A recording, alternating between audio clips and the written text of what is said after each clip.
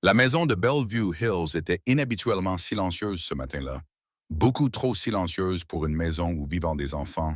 Puis, un petit bruit fragile, si délicat que même l'air semblait s'être figé pour l'écouter, retentit. Papa!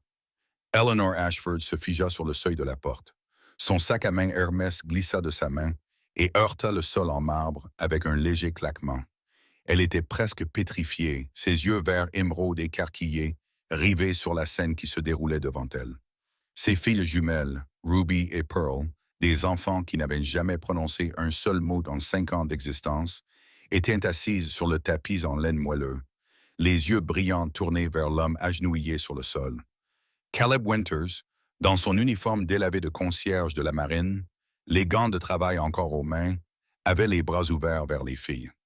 Sa voix tremblait lorsqu'il murmura « Tout va bien, ma chérie. Papa est là. » Est-ce là? Puis le son se fit entendre à nouveau, plus clair, plus fort. Papa, cette fois-ci de l'autre enfant.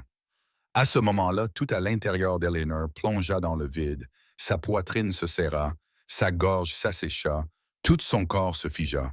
Ses filles, nées paralysées, capables de marcher, incapables de parler, bougeaient maintenant leurs lèvres pour former le premier mot de leur vie, un mot qui brisait tous les diagnostics que les meilleurs spécialistes avaient jamais posés.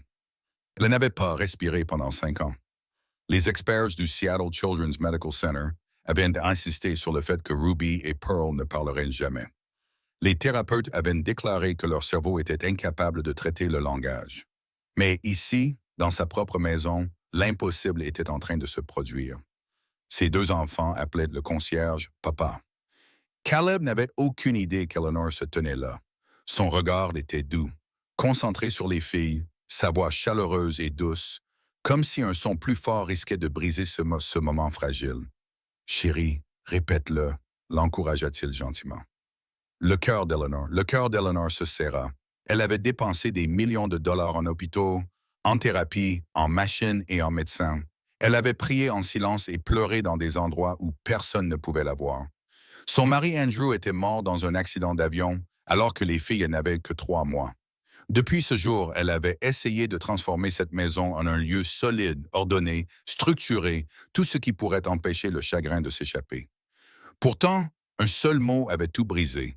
Elle recula lentement avant que quelqu'un ne remarque sa présence. Était là. La porte se referma derrière elle dans un léger bruit, mais le mot « papa » restait accroché à son esprit comme un fantôme refusant de partir. Eleanor marcha dans le long couloir, ses talons loup-boutins touchant le sol en marbre sans faire de bruit, tout comme elle-même, belle mais silencieuse depuis de nombreuses années. Les hauts murs de couleur crème étaient tapissés de portraits d'ancêtres, tous souriants, tandis que la maison elle-même restait froide. Une fine brise s'engouffra par une fenêtre fissurée. Pour la première fois, Eleanor eut l'impression que la maison l'observait. Elle entrait dans son bureau et s'asseyait à son grand bureau en chêne. Ses doigts touchèrent son stylo familier, mais son esprit ne pouvait n'être accroché à rien. Tout ce qu'elle voyait, c'était l'image de ses filles tendant les bras vers Caleb, leurs yeux remplis d'une vivacité qu'elle n'avait jamais vue. Elle avait vécu dans le silence trop longtemps. Quand Andrew était en vie, la maison débordait de rire. Il chantait dans le garage, racontait des histoires au dîner, fredonnait des mélodies quand Ruby et Pearl étaient encore dans son ventre. Mais après sa mort, elle avait remplacé les rires par des règles, la musique par le contrôle. Elle croyait que si elle maintenait tout suffisamment sous contrôle, elle se briserait plus jamais. Mais maintenant, quelque chose en elle se fissurait, pas de la douleur, quelque chose qu'elle ne savait pas nommer. Elle se pencha en arrière, fixant le plafond, essayant de se convaincre qu'elle avait peut-être mal entendu, que les filles n'avaient pas vraiment parlé, que ce n'était peut-être qu'un bruit insignifiant. Mais non, elle avait bien entendu, non pas une fois, mais 2 fois.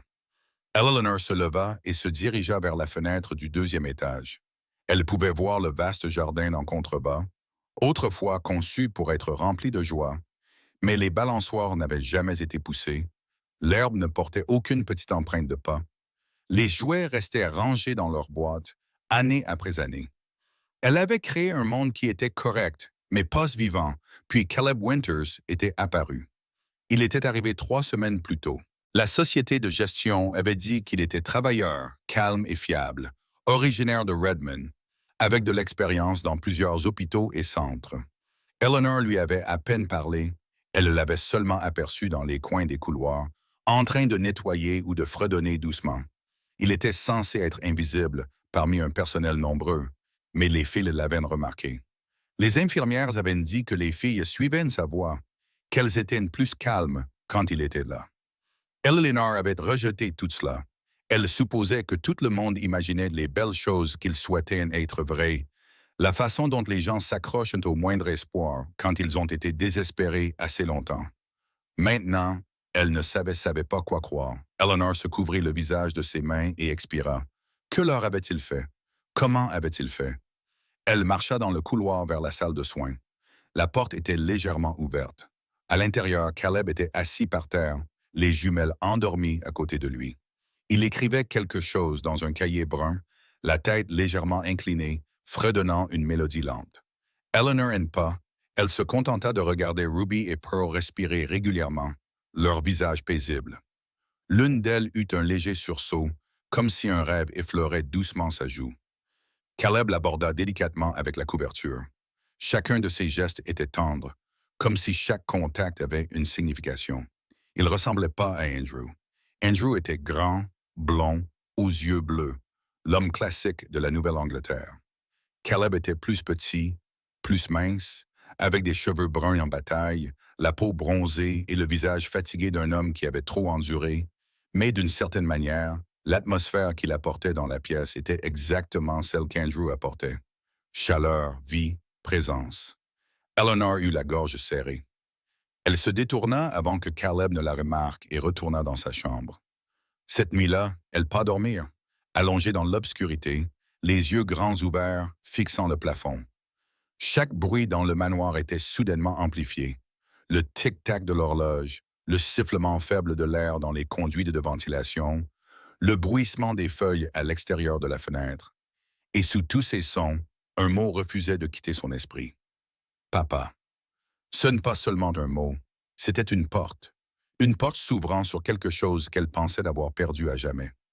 Eleanor se redressa brusquement, le corps légèrement tremblant, et murmura dans l'obscurité. « Andrew, si tu m'entends, que se passe-t-il avec nos enfants? » Il n'y eut pas de réponse. Seulement le bruit de sa propre respiration haletante, mais elle savait une chose avec certitude. Demain, elle devait parler à Caleb. Elle avait besoin de comprendre ce qu'il avait fait et pourquoi ses filles avaient trouvé leur voie dans les bras d'un étranger. Ce qu'elle ne savait pas encore, c'est que la vérité qui l'attendait allait bouleverser tout ce qu'elle avait toujours cru sur l'amour, la guérison et la foi. Si vous suivez cette histoire et que vous voulez savoir ce qui est vraiment arrivé à Ruby et Pearl, abonnez-vous pour ne pas manquer la suite. Selon vous, qu'est-ce qui se cache derrière l'étrange lien entre Caleb et les deux petites filles? Le lendemain matin, le ciel de Washington était gris et lourd. Une légère bruine tapotait contre les hautes baies vitrées du domaine Ashford, créant un rythme doux et apaisant. Eleanor n'avait presque pas dormi. Chaque fois qu'elle fermait les yeux, elle entendait le mot « papa » et voyait ses deux filles tendre les bras vers Caleb. Assise à la table de la salle à manger, elle fixait une tasse de café qui avait refroidi depuis longtemps. Le personnel se déplaçait silencieusement dans la pièce, chacun prenant soin de ne pas déranger son employeur. Quelque chose dans la maison semblait différent, comme si quelque chose d'invisible avait changé pendant la nuit. Lorsque Caleb entra, portant un plateau avec des serviettes propres et des produits d'entretien, Eleanor leva lentement les yeux. Son expression calme n'avait pratiquement pas changé. « Bonjour, Madame Ashford », dit-il doucement. Eleanor ne répondit pas tout de suite. Lorsqu'elle finit par parler, sa voix oscillait entre la curiosité et le doute. « Puis-je vous parler un instant ?» Il s'arrêta à côté de la table. « Oui, madame. » Eleanor lui fit signe de s'asseoir, mais Caleb ne le fit pas. Il resta debout, les mains soigneusement jointes devant son tablier, la posture stable. Elle l'observa en silence pendant un long moment, comme si elle essayait de trouver quelque chose dans son visage, quelque chose qu'elle-même ne pouvait encore nommer. Finalement, Eleanor prit la parole, d'une voix prudente et basse. « J'ai vu ce qui s'est passé hier. La pièce semblait immobile. Je les ai entendus parler. » Les yeux de Caleb s'adoucirent. Il ne semblait pas surpris. « Oui, madame. »« Maman, ont-ils dit papa? » Eleanor continua, les mots sortant lentement. Tous les deux. Comment avez-vous fait pour qu'ils fassent ça, que? Caleb jeta un bref coup d'œil à ses mains, puis releva les yeux. Je ne leur ai rien fait faire, madame. Ils l'ont fait d'eux-mêmes, Eleanor se pencha en avant. Tu as dû faire quelque chose, chanter ou dire quelque chose de spécial. Mes enfants sont silencieux depuis leur naissance. Les meilleurs médecins de Seattle n'ont pas pu les aider. Alors, qu'as-tu fait? Le ton de Caleb resta calme, inchangé. Je leur parle tous les jours, maman. Je leur fais la lecture, je chante et je leur tiens la main quand ils ont peur. Peut-être qu'ils se sont enfin sentis suffisamment en sécurité pour répondre. Les doigts d'Eleanor se resserrèrent autour de la tasse de café. En sécurité? Répéta-t-elle presque pour elle-même. Elle baissa légèrement la tête en la secouant. Vous pensez que c'est tout ce qu'il faut, la sécurité? Après tout cet argent, toutes ces thérapies, vous me dites que se sentir en sécurité suffit? Caleb ne contesta pas. Il répondit simplement avec douceur. Parfois, c'est tout ce dont les enfants ont besoin, madame. Quelqu'un qui ne les abandonne pas. Pendant un long moment, aucun des deux ne parla. La pluie tapait doucement contre les fenêtres, créant un rythme lent et régulier dans la pièce. Eleanor ne savait pas quoi penser.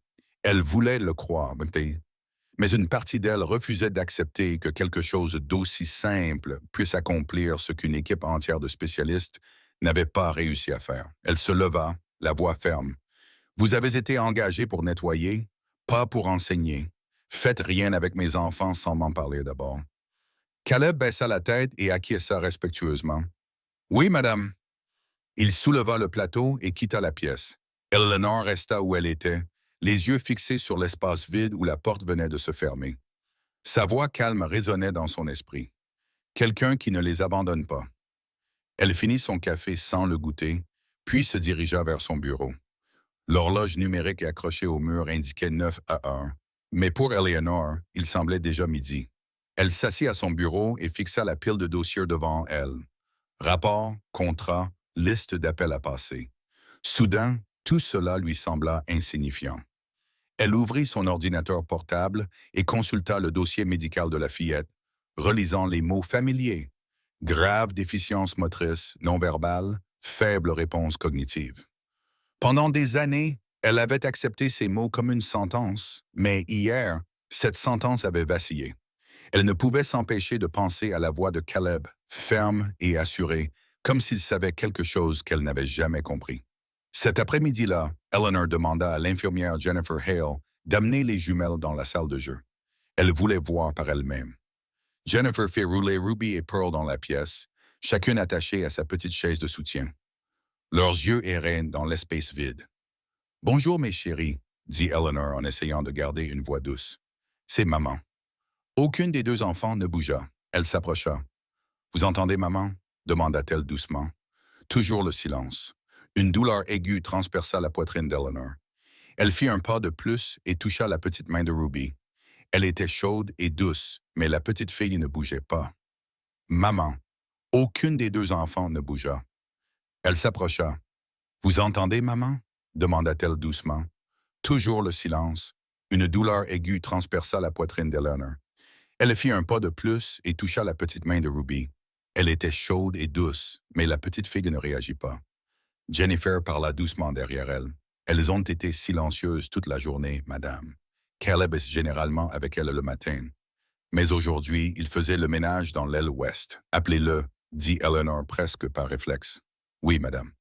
Quelques minutes plus tard, Caleb entra. Son uniforme était légèrement humide à cause du travail. Il avait ses gants jaunes dans la poche de son tablier. Il entra prudemment, évitant de croiser le regard d'Eleanor. Lorsque Ruby le vit, son expression changea instantanément. Ses petits doigts se crispèrent contre l'accoudoir. Pearl tourna lentement la tête vers Caleb. Caleb sourit et baissa la voix. « Bonjour, ma chérie, » murmura-t-il. Les deux filles clignèrent des yeux en même temps, puis esquissèrent un léger sourire, un sourire qu'Eleanor ne leur avait jamais vu adresser auparavant. Caleb s'agenouilla entre leurs chaises et se mit à fredonner une mélodie douce et lente. Eleanor ne reconnut pas la chanson, juste un simple air apaisant. Ruby émit un petit son dans sa gorge, comme si elle essayait de l'imiter. Pearl tendit la main un peu plus loin. Les yeux d'Eleanor s'écarquillèrent. « Vous voyez ça? » murmura-t-elle à Jennifer, la voix presque haletante. Jennifer acquiesça en chuchotant à son tour. Elles n'ont jamais fait ça avec personne d'autre, madame. Caleb leva les yeux, l'expression toujours calme. Vous voyez, ils peuvent réagir, ils ont juste besoin de temps, pas de pression. Eleanor sentit quelque chose bouger en elle, clairement, indéniablement. Elle voulait parler, mais aucun mot ne sortait. Sa gorge se serra à nouveau, mais cette fois, ce n'était pas de la colère. Après un long silence, elle ne parvint à prononcer qu'une seule phrase. Vous pouvez rester avec eux tout l'après-midi. Caleb acquiesça en répondant doucement. Oui, madame. Eleanor se retourna pour quitter la pièce, mais juste avant d'atteindre la porte, elle s'arrêta et jeta un dernier regard en arrière. Caleb était assis par terre entre les jumelles, fredonnant toujours doucement. Ruby bougeait ses doigts au rythme de la musique. Pearl penchait légèrement la tête, les yeux mi-clos, le visage détendu et paisible. Eleanor resta là, silencieuse, et comprit une vérité simple et douloureuse. À ce moment-là, ses enfants n'avaient pas besoin d'un autre médecin, ils avaient seulement besoin d'être vraiment vus, et Caleb était celui qui les avait vus cette nuit-là.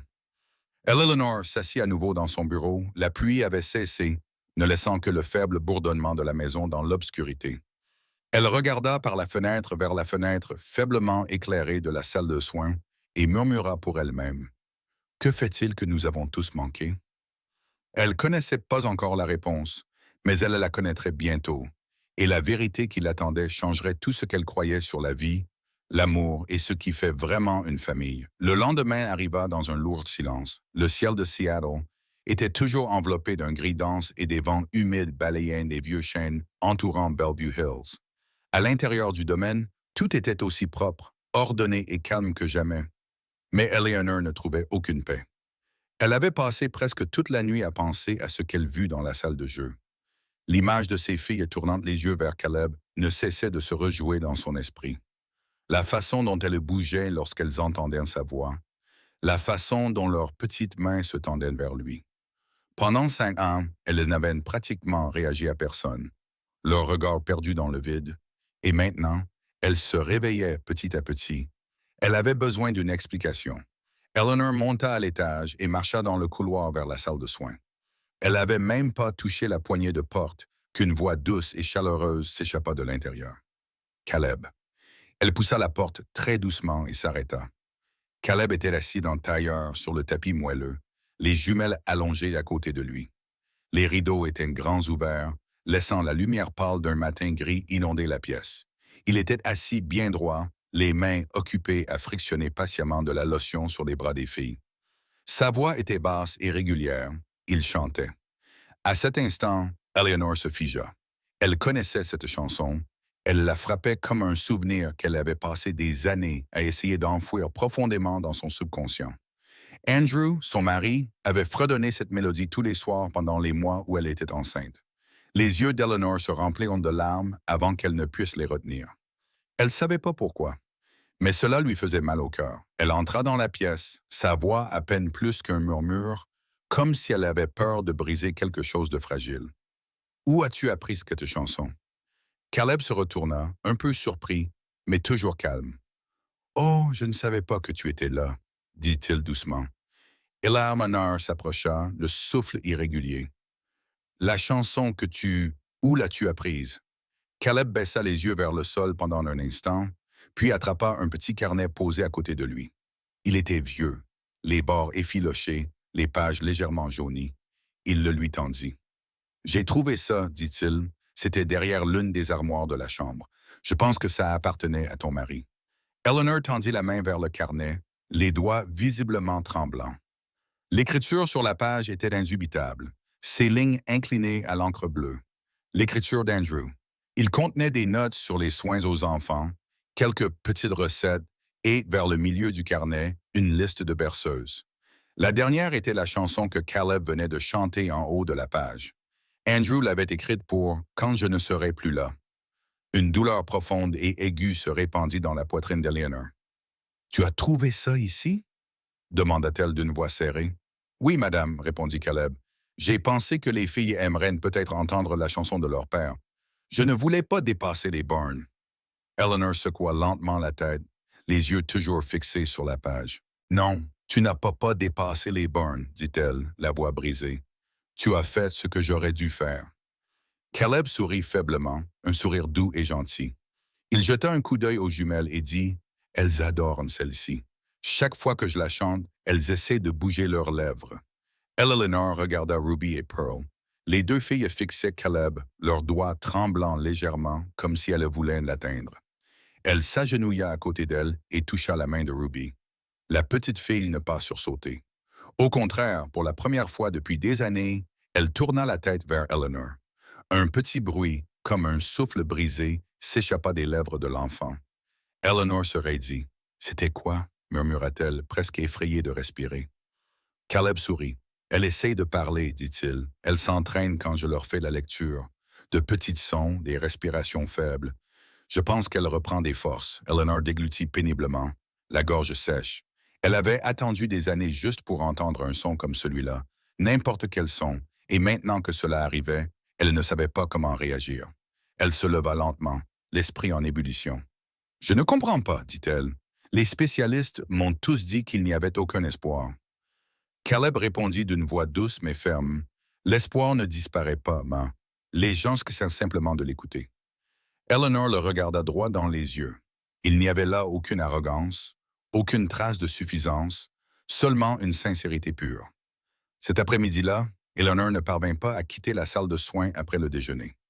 Elle revint discrètement et se tint dans le couloir. À travers la fente de la porte, elle entendit la voix de Caleb, ferme et calme. Il lisait un livre d'images, d'une voix lente et claire. Après chaque phrase, il marquait une pause de quelques secondes, attendant patiemment, comme si chaque instant comptait. « Tout va bien, mon chéri. Tu peux parler, murmura-t-il. Tu peux essayer. » Eleanor s'adossa contre le mur, les bras croisés sur la poitrine, non par colère, mais parce que son cœur était si lourd et ses yeux brûlants. Elle vivait avec ses deux enfants depuis 5 ans, et pourtant, c'était aujourd'hui la première fois qu'elle les voyait vraiment. Caleb ne faisait pas que nettoyer. Il guérissait quelque chose dans cette maison, quelque chose qui s'était brisé il y a longtemps. Elle resta là longtemps à écouter. La voix de Caleb était simple, pas poétique, mais elle touchait Eleanor au plus profond d'elle-même, à des endroits qu'elle croyait morts avec Andrew. À la fin de l'histoire, Caleb se remit à chanter cette berceuse. La mélodie familière d'Andrew enveloppait la pièce, douce comme une étreinte. Les lèvres d'Eleanor tremblèrent. « Andrew, murmura-t-elle, si tu pouvais voir ça, il fait les choses que je n'ai pas pu faire. » Elle se détourna, mais avant de quitter le couloir, elle jeta un dernier coup d'œil à travers la fente. Caleb s'était tu. Il écrivait quelque chose dans le cahier, probablement le genre de choses qu'il notait chaque jour. Cette nuit-là, alors que toute la maison était endormie, Eleanor s'assit seule dans son bureau. Elle ouvrit le cahier qu'Andrew avait laissé derrière lui et lut chaque ligne. Chaque ligne était de sa voix. Chaque mot, un morceau de lui. Puis elle tomba sur un passage qui lui coupa le souffle. « Si jamais il m'arrive quelque chose, rappelez aux filles que l'amour peut encore les atteindre, même quand les mots ne le peuvent pas. » Eleanor ferma le cahier, les mains tremblantes. Pendant des années, elle avait essayé de guérir avec l'argent, la science, la discipline et le contrôle. Mais Andrew avait compris quelque chose qu'elle n'avait jamais osé croire. Parfois, l'amour est le seul remède qui reste. Elle se pencha en arrière et murmura doucement « Merci, Caleb », même si elle savait qu'il dormait et ne pouvait pas l'entendre. Le lendemain matin, quand Eleanor se réveilla, l'air dans la maison semblait plus léger, plus lumineux. Elle ne savait pas ce que l'avenir lui réservait, mais au fond d'elle-même, elle était certaine d'une chose. Quelque chose en elle avait changé pour toujours, et ce n'était que le début. Eleanor n'arrêtait pas de penser à Caleb. Qui était-il? Pourquoi se souciait-il autant de 2 enfants qu'il n'avait rencontrés que quelques semaines auparavant? Et surtout, comment pouvait-il comprendre exactement ce dont ses filles avaient besoin, alors que toute une équipe de médecins, de spécialistes et des meilleurs experts qu'elle ait jamais engagés avaient tous échoué? Le mercredi matin, elle décida de le découvrir. Eleanor appela l'agence de recrutement qui lui avait recommandé Caleb. Sa voix était froide, professionnelle, classique. « Eleanor Ashford. J'ai besoin du dossier complet de Caleb Winters, tous les postes qu'il a, les raisons pour lesquelles il les a quittés et toutes les références. »« Oui, Madame Ashford, nous vous l'enverrons immédiatement. » 1 heure plus tard, elle recevait un épais document PDF dans sa boîte de réception. Eleanor s'assit dans son bureau, se servit une tasse de thé chaud et ouvrit le dossier. Chaque ligne apparaissait à l'écran comme une esquisse de l'homme qu'elle ne comprenait toujours pas complètement. Caleb Winters, 38 ans, né à Spokane, Washington. Parcours professionnel. Personnel d'entretien au Seattle Children's Medical Center, 4 ans. Personnel d'entretien à l'Evergreen Pediatric Rehabilitation Center, 2 ans. Personnel technique au Redmond Heights Apartments, 1 an. Situation familiale. Divorcé, une fille. Daisy Winters, 5 ans. Parents seuls depuis 2022. Commentaires des anciens employeurs. Fiable, travailleur, extrêmement patient avec les enfants, se porte souvent volontaire pour aider les enfants handicapés pendant les pauses. Sa fille a des besoins médicaux particuliers. Eleanor s'arrêta à la dernière ligne. Sa fille avait également des besoins particuliers. Elle ouvrit le document joint, un résumé médical que Caleb avait autorisé l'employeur à consulter le dossier médical de Daisy Winters, diagnostiquée avec une paralysie cérébrale quadriplégique, non-verbale et à mobilité réduite. Eleanor posa sa tasse de thé, sa main tremblait légèrement. Caleb n'était pas seulement un concierge qui s'entendait bien avec les enfants, c'était un père qui luttait chaque jour contre les mêmes difficultés qu'elle-même. Il ne comprenait pas à partir de manuels ou de cours. Il comprenait à travers la douleur et l'amour de sa propre vie. Une vague d'émotions la submergea. Culpabilité, honte et autre chose. Une profonde gratitude. Elle l'avait vu comme un employé, une paire de mains, quelqu'un d'invisible, mais il était bien plus que cela. Eleanor ferma son ordinateur portable et resta figée pendant un long moment, laissant la vérité faire son chemin. Aujourd'hui, c'était le jour de congé de Caleb. Il avait emmené Daisy à son examen médical de routine. Il le lui avait dit, mais elle n'y avait pas prêté attention. Maintenant, tout semblait différent. Elle jeta un coup d'œil à l'horloge. Il était 14h15 p.m. Une pensée traversa son esprit. Une pensée qu'Eleanor Ashford n'avait jamais eue auparavant. Elle voulait savoir comment il vivait. Elle voulait le comprendre. 20 minutes plus tard, elle conduisait sa Tesla dans les rues détrempées de Redmond, se dirigeant vers l'adresse indiquée dans le dossier. C'était un vieil immeuble de 3 étages à la peinture écaillée, situé dans un quartier populaire. Le parking était rempli de voitures vieillissantes. Quelques enfants jouaient au ballon sur l'herbe clairsemée. Eleanor se gara à l'extérieur et leva les yeux vers l'appartement du 2e étage, appartement 2B, la maison de Caleb. Elle avait pas l'intention d'entrer. Elle resta simplement assise dans la voiture, se sentant comme une intruse, mais incapable de partir. 10 minutes plus tard, elle le vit. Caleb sortit sur le balcon en poussant un petit fauteuil roulant. Daisy était assise dedans, ses cheveux bruns soigneusement attachés, vêtue d'une robe rose à motif de papillon. Il s'agenouilla pour positionner le fauteuil roulant de manière à ce que sa fille puisse regarder la cour. Il pointa du doigt vers le bas, peut-être vers un oiseau ou les nuages qui dérivaient dans l'après-midi. Daisy sourit, un sourire imparfait, mais plein de joie. Caleb se pencha en avant et embrassa le sommet de tête, puis se mit à chanter. Eleanor n'entendait pas les paroles, mais elle voyait ses lèvres bouger et Daisy essayait de l'imiter petit à petit. Un moment simple. Un père, une enfant handicapée, un vieux balcon. Mais pour Eleanor, c'était tout. Elle comprenait maintenant pourquoi il savait parler à Ruby et Pearl. Il avait parlé ainsi à Daisy chaque jour. Il était patient parce qu'il devait l'être. Il n'avait jamais abandonné, car abandonner aurait signifié abandonner son propre enfant, Eleanor. La gorge d'Eleanor se serra. Elle ne se rendit compte qu'elle pleurait que lorsqu'une larme coula sur sa joue. Caleb n'aidait pas pour l'argent. Il aidait parce qu'il comprenait, et peut-être parce qu'il croyait encore en quelque chose qu'elle avait perdu depuis longtemps. Les miracles. Eleanor continua à regarder Caleb repousser Daisy à l'intérieur. Les lumières de la petite cuisine s'allumèrent. Il posa une casserole sur la cuisinière, probablement pour préparer le dîner. Une vie simple, difficile, mais pleine d'amour. 15h40. Eleanor expira. Elle devait rentrer chez elle. Au moment où elle démarrait la voiture, son téléphone vibra, signalant un message de Jennifer. « Madame Ashford, Pearl vient de faire un nouveau son. On dirait qu'elle appelait sa sœur. Tu devrais rentrer à la maison. » Eleanor lut le message 2 fois. Son cœur bondit. Elle leva les yeux vers l'appartement 2B une dernière fois, puis elle retourna à Bellevue aussi vite qu'elle le pouvait. Quand elle arriva, il faisait complètement nuit. Eleanor monta presque en courant les escaliers. Dans la chambre de soins, Jennifer se leva dès qu'elle entra. « Tu devrais entendre ça, » dit-elle doucement. Eleanor s'agenouilla à côté du berceau. « Laisse-moi écouter, s'il te plaît. » Jennifer caressa les cheveux de Pearl. « Appelle ta sœur, ma chérie. » Pearl jeta un coup d'œil vers Ruby, ses lèvres tremblèrent, puis un faible son s'échappa. « Où, Ruby? » Les larmes d'Eleanor se mirent à couler instantanément. Pour la première fois en 5 ans, elle entendait une enfant essayer d'appeler l'autre. « Elle l'a fait 3 fois maintenant, » murmura Jennifer. La première fois, c'était à 15 heures. Caleb n'était pas là. Elle l'a fait toute seule. Eleanor prit Pearl dans ses bras, les larmes coulant sur les cheveux de sa fille. « Tu t'es très bien débrouillée. Maman est très fière de toi, » dit-elle en touchant la joue de Ruby. « Toi aussi, tu la retrouves. » Cette nuit-là, Eleanor resta entre leurs berceaux jusqu'à tard. Elle ne voulait pas partir. Elle n'avait jamais autant voulu rester qu'aujourd'hui. Jennifer est partie à 21h. « Tu veux que je reste? »« Non, merci. Je veux être avec mes filles ce soir. » Il ne restait plus qu'Eleanor et les jumelles dans la chambre.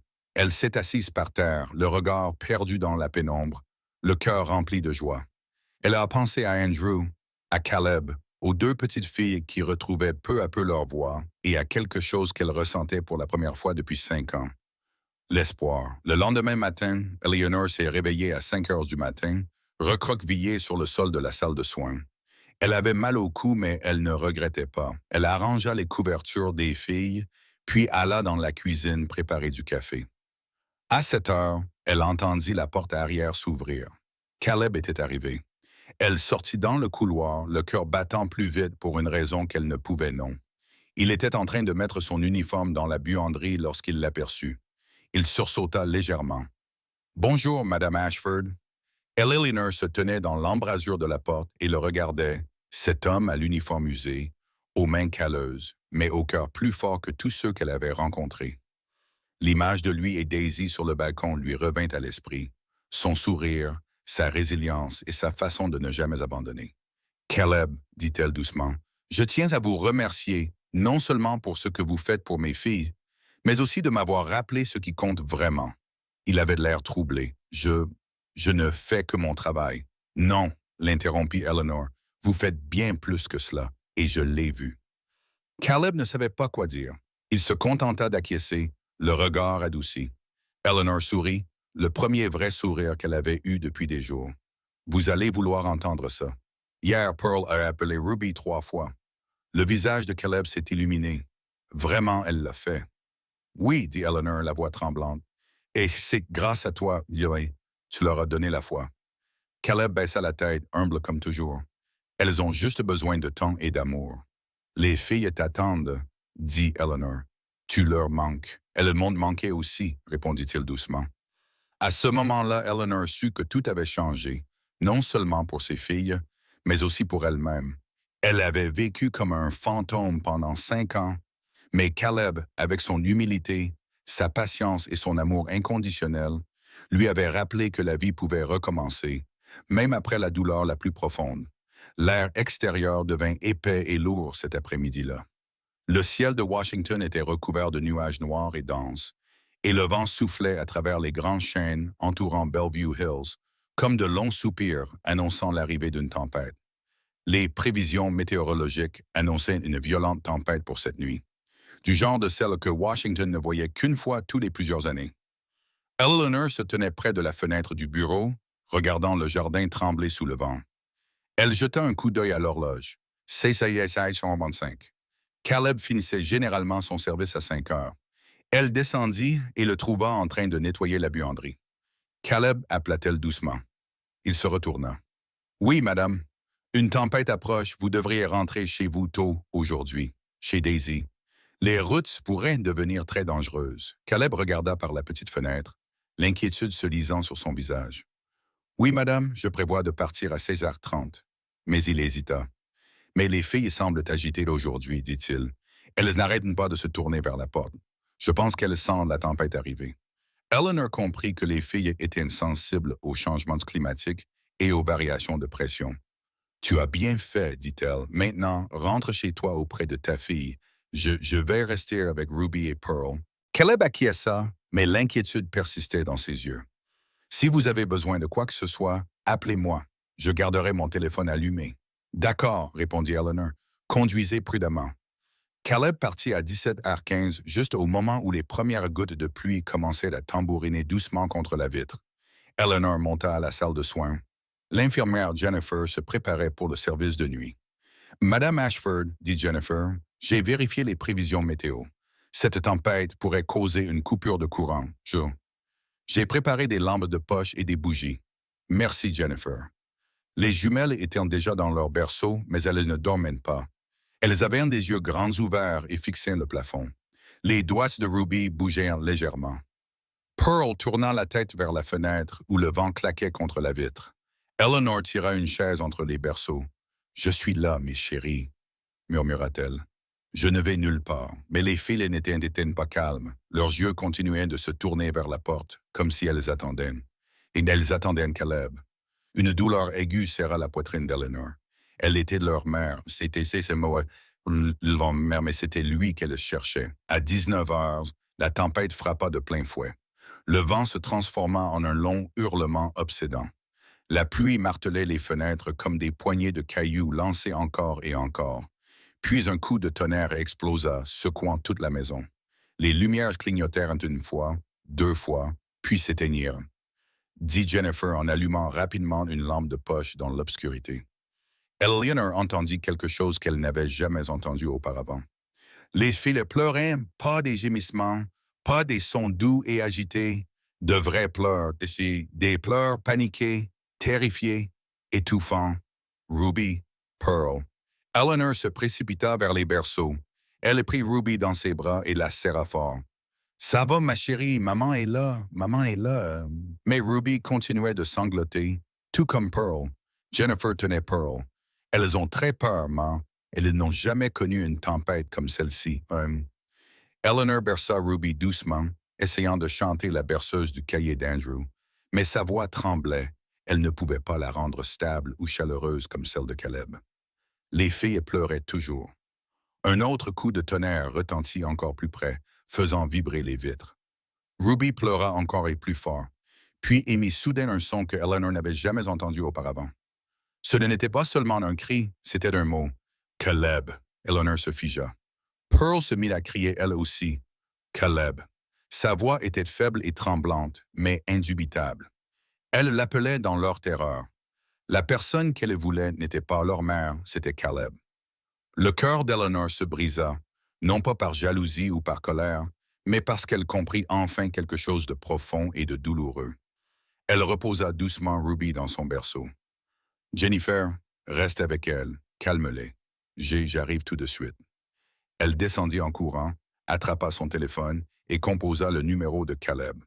Le téléphone sonna une fois, deux fois, trois fois. « Bonjour. » La voix de Caleb était couverte par le vent et la pluie qui rugissaient derrière lui. « Caleb, c'est Eleanor. Les filles, elles appellent ton nom. Elles sont terrifiées. Je ne sais pas quoi faire. » Il y eut un bref silence, puis il dit « Tu peux mettre le téléphone près d'elle pour que je leur parle? » Eleanor courut immédiatement à l'étage, posa le téléphone entre les berceaux et activa le haut-parleur. « Elles peuvent t'entendre maintenant, dit-elle. » La voix de Caleb était grave, chaleureuse, familière, même si elle était déformée par la tempête. « Ruby, Pearl, c'est Caleb. Tout va bien, mes chéris. La tempête va passer. Maman est là avec vous. Elle vous aime très fort. » Les pleurs se calmèrent. Caleb se mit à chanter la même berceuse au téléphone. Le son était grésillant, mais la mélodie était claire, douce, régulière et réconfortante. « Tout va bien, mes chéris. La tempête va passer. Maman est là avec vous. Elle vous aime très fort. » Les pleurs se calmèrent. Caleb se mit à chanter la même berceuse au téléphone. Le son était grésillant, mais la mélodie était claire, douce, régulière, réconfortante, comme toujours. Ruby se calma, Pearl se calma, leurs yeux papillonnèrent puis se fermèrent, leur respiration se stabilisa. Eleanor s'assit par terre, les larmes coulant sur son visage. Elle écouta Caleb chanter à travers la tempête et comprit une vérité à la fois douloureuse et belle. L'amour ne se mesure pas par le sang, mais par ceux qui sont là quand l'enfant a le plus besoin d'eux. À la fin de la chanson, les filles dormaient profondément. Eleanor décrocha le téléphone. Caleb, oui, madame, merci, murmura-t-elle, la voix brisée. Où es-tu? Es-tu en sécurité?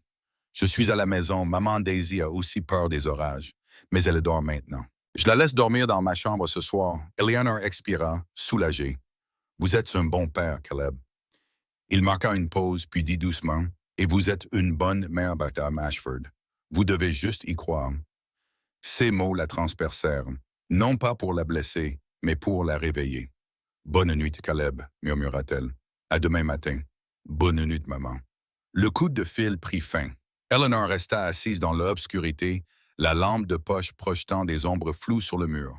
Elle regarda ses filles qui dormaient profondément. En 5 ans qu'elle vivait dans cette maison, elle n'avait jamais vraiment été présente pour elle. Elle avait engagé des gens, signé des chèques et pris des rendez-vous. Elle s'était cachée de la douleur à travers le travail, à travers la distance. Mais ce soir, en les entendant appeler Caleb, elle ne ressentait pas de colère. Elle se sentait réveillée. Jennifer l'observait. Madame Ashford, voulez-vous que je reste pour que vous puissiez vous reposer? Eleanor secoua la tête. Non, je resterai avec elle ce soir. L'infirmière acquiesça. Je serai dans la pièce d'à côté si vous avez besoin de quoi que ce soit. Lorsque Jennifer partit, seules Eleanor et les jumelles restèrent. Elle s'assit entre les berceaux, tenant la main de Ruby dans une main et celle de Pearl dans l'autre, puis elle se mit à chanter. Au début, sa voix tremblait et était irrégulière, mais peu à peu, elle trouva la mélodie. La berceuse d'Andrew, la chanson que Caleb avait ramenée. Cette fois, elle ne chantait pas parce qu'elle pensait devoir le faire, elle chantait parce que son cœur le voulait. La tempête a duré jusqu'après minuit. Vers 1 heure du matin, la pluie tombait toujours sans discontinuer. Mais le tonnerre s'était éloigné. Eleanor est restée là à chanter les chansons qu'elle pensait avoir oubliées. Parfois, elle s'arrêtait juste pour regarder leurs petits visages endormis. Elle a touché la joue de Ruby, puis celle de Pearl. « Je suis désolée, a-t-elle murmuré. « Je suis désolée d'être partie si longtemps. Mais à partir de maintenant, je serai là, je te le promets. » Des larmes coulaient sur son visage. Pour la première fois en 5 ans, Eleanor ne pleurait pas de chagrin, elle pleurait d'espoir. Vers 2 heures du matin, la tempête s'était presque dissipée. La pluie tombait légèrement. Le vent s'était calmé, le courant était toujours coupé, mais cela n'avait plus d'importance. L'épuisement la submergea, elle s'allongea sur le sol entre les 2 berceaux, fixant le plafond sombre, et murmura dans le silence. « Andrew, si tu peux me voir maintenant, j'ai à échanger. Je crois que je comprends enfin ce que tu voulais que j'apprenne depuis le début. » Aucune réponse ne vint, seulement la respiration douce de ses filles et le rythme régulier de son propre cœur. Mais Eleanor sentit quelque chose, une chaleur, comme si quelqu'un acquiesçait silencieusement. Elle sourit dans l'obscurité et ferma les yeux. Pour la première fois en 5 ans, Eleanor Ashford dormit à côté de ses filles, non par devoir, mais parce que son cœur l'avait décidé. Eleanor se réveilla dans la pâle lumière du soleil qui filtrait à travers la fenêtre. Le courant avait été rétabli. Elle s'est assise, le cou endolori après avoir passé toute la nuit sur le sol, mais son cœur était léger, comme si elle avait enfin posé le fardeau qu'elle portait depuis des années. Elle a jeté un coup d'œil à l'horloge murale. Il était 7 heures. Les filles dormaient encore, leur respiration était régulière et leur visage paisible. Eleanor se leva doucement pour ne pas les réveiller. L'infirmière de l'équipe du matin, une jeune femme nommée Sarah, préparait du lait maternisé dans un coin de la chambre. « Bonjour, Madame Ashford, » dit-elle en souriant, légèrement surprise. « Avez-vous dormi ici toute la nuit? » Eleanor acquiesça en lissant ses cheveux. Oui, la nuit dernière était très spéciale. Elle descendit à la cuisine, se prépara une tasse de café bien fort, puis se tint près de la fenêtre pour regarder le jardin. Des branches cassées jonchaient la pelouse, vestiges de la tempête, mais le ciel s'était dégagé et le soleil perçait à travers les nuages qui se dissipaient lentement. À 8 heures pile, la porte arrière s'ouvrit. Caleb entra, vêtu de son uniforme encore marqué de quelques légères traces de pluie datant de la nuit précédente. Elle et Eleanor se retourna. Ils se regardèrent pendant quelques secondes, sans parler. Quelque chose avait changé dans l'air, une sorte de connexion muette. « Ça va? » demanda-t-elle d'une voix nettement plus douce. « Oui, ma Daisy va bien aussi. Elle a été un peu secouée par la tempête, mais elle a recommencé à sourire ce matin. Eleanor s'est approchée. Caleb, hier soir, les filles ont prononcé ton nom pour la première fois. Elles ont clairement formé un mot, et ce mot était ton nom. Les yeux de Caleb se sont écarquillés.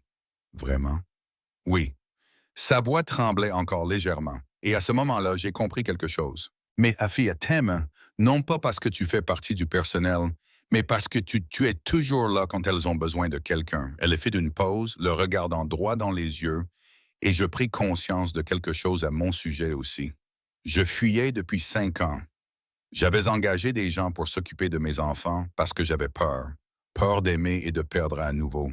Mais toi, tu m'as montré qu'aimer quelqu'un ne signifie pas que tu n'as pas peur. Cela signifie que même quand tu as peur, on reste. Caleb écouta en silence, sans l'interrompre. Eleanor prit une profonde inspiration. Je veux te demander quelque chose et tu as tout à fait le droit de refuser. Je t'en prie, madame. Je veux que tu emménages ici avec Daisy. Caleb se figea, visiblement stupéfait. Eleanor parla rapidement, de peur qu'il ne se méprenne. Dans l'aile ouest, il y a une rangée de pièces qui servaient autrefois à accueillir les invités. 3 chambres, un salon privé et une petite cuisine.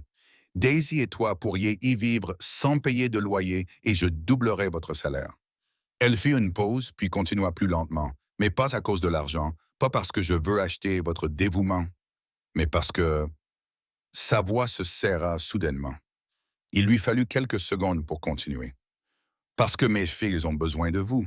Elles ont besoin de quelqu'un en qui elles ont confiance et je pense que Daisy mérite aussi de meilleurs soins. Nous avons ici des infirmières professionnelles comme Jennifer, du matériel médical et des espaces sécurisés où elle peut jouer.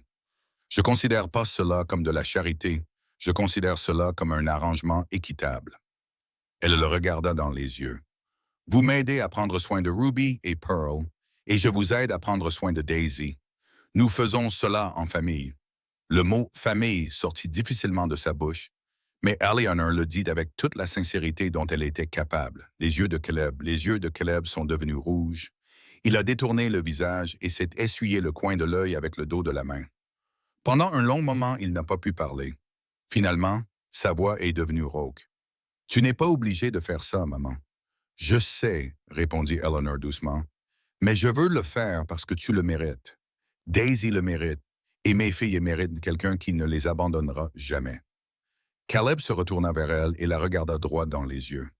Ses yeux étaient humides, remplis d'une profonde émotion, de gratitude, de tendresse, mais aussi de la peur de la responsabilité. « Je dois y réfléchir, » dit-il lentement. « Pour Daisy, je dois être sûr que c'est la bonne chose à faire pour elle.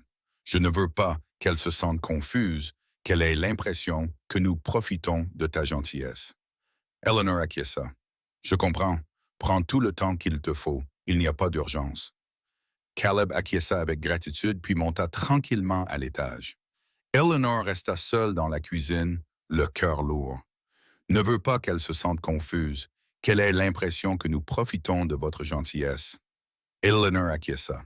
« Je comprends. Prenez tout le temps qu'il vous faut. Il n'y a pas d'urgence. » Caleb acquiesça avec gratitude, puis monta tranquillement à l'étage. Eleanor resta seule dans la cuisine, le cœur battant. Qu'avait-elle fait? Elle venait d'inviter un homme qu'elle ne connaissait que depuis quelques semaines pour emménager chez elle avec sa fille, mais au fond d'elle-même, elle savait que c'était la bonne chose à faire, non seulement parce que ses enfants avaient besoin de Caleb, mais aussi parce qu'elle avait besoin de sa présence. Elle avait besoin de quelqu'un pour lui rappeler que l'amour existait encore, que la famille ne se définissait pas uniquement par les liens du sang. 3 jours plus tard, Caleb ne répondit pas immédiatement. Il dit qu'il avait besoin de temps pour parler à Daisy, pour réfléchir à tout cela. Eleanor respecta sa décision, elle n'en reparla pas, elle ne le pressa pas, insista pas. Mais chaque jour, elle surprenait son regard s'attarder sur l'aile ouest lorsqu'il passait devant. Elle le voyait debout à l'entrée de la salle de soins, regardant Ruby et Pearl avec une expression pensive, comme s'il pesait quelque chose qui dépassait largement son travail. Le mercredi matin, Caleb vint la voir dans son bureau. « Madame Ashford, puis-je vous parler un instant? »« Bien sûr. » Eleanor se leva et lui fit signe de s'asseoir. Caleb, cette fois, s'assit effectivement à côté d'elle, ce qui en soi semblait être une demi-réponse. Il posa ses mains sur les genoux, il a fixé le sol pendant un long moment, puis il a commencé. J'ai parlé à Daisy. Je lui ai parlé de Ruby et Pearl, de cette maison et de votre offre. Eleanor a attendu en silence, le cœur battant plus fort que d'habitude. Daisy m'a demandé. Sa voix s'est brisée. Papa, est-ce qu'elles sont comme moi aussi? Oui, elles sont comme toi, ai-je répondu. Alors, je peux jouer avec elles? Les larmes ont jailli des yeux d'Eleanor. Elle a levé une main pour couvrir sa bouche. Les yeux de Caleb avaient aussi les yeux rouges. Elle n'a que 5 ans, madame, et elle n'a jamais eu de véritable ami de toute sa vie. Aucun enfant ne la comprend. Il prit une profonde inspiration, puis regarda Eleanor droit dans les yeux. Si vous voulez toujours de nous, nous emménagerons, mais j'ai une condition. Laquelle? Demanda immédiatement Eleanor, presque incapable de respirer. Je ne prendrai pas de double salaire, j'accepterai seulement mon salaire actuel plus le logement, car je ne veux pas avoir l'impression d'être payé pour faire partie de la vie des filles. Vie des filles. Je veux avoir le sentiment que c'est vraiment une famille. Eleanor s'approcha de lui et, pour la première fois, elle embrassa Caleb, non pas comme un patron embrasse un employé, mais comme deux personnes blessées le font, deux personnes qui essaient de croire en quelque chose de plus grand qu'elles-mêmes, plus grand que l'argent, les titres ou les contrats. Bienvenue à la maison, Caleb, murmura-t-elle. Une semaine plus tard, Caleb et Daisy emménagèrent par un après-midi chaud. Eleanor se tenait devant la porte d'entrée et regardait sa vieille voiture remonter l'allée du domaine. Caleb sortit le premier, puis ouvrit la porte arrière et souleva délicatement le fauteuil roulant de Daisy. La petite fille regarda la grande maison avec ses grands yeux ronds, à la fois timide et curieuse. Eleanor descendit les marches et s'agenouilla pour se mettre à la hauteur des yeux de Daisy. « Bonjour, Daisy. C'est bien toi, Daisy? » La fille acquiesça légèrement, un peu timide. « Je m'appelle Eleanor et je suis très heureuse que tu sois là. Ruby et Pearl t'attendent à l'intérieur. » Les yeux de Daisy s'illuminèrent. « Ruby » tenta-t-elle de prononcer. Eleanor sourit, les yeux à nouveau piqués. « C'est ça, Marla, c'est ça, ma chérie. Ruby, tu t'en sors très bien. » Elle se leva et se tourna vers Caleb. « Tu es prêt? » Il acquiesça, un petit sourire confiant sur les lèvres. « Oui, madame, nous sommes prêts. » Ils franchirent ensemble le seuil de la porte et, pour la première fois en 5 ans, le domaine Ashford n'était plus seulement un lieu rempli de souvenirs de perte, il était devenu le début d'une nouvelle famille. Chers auditeurs, parfois, l'amour ne vient pas des personnes que nous attendons. Parfois, il entre dans nos vies discrètement, par l'intermédiaire de quelqu'un qui refuse simplement de lâcher prise. Caleb n'est ni médecin ni thérapeute.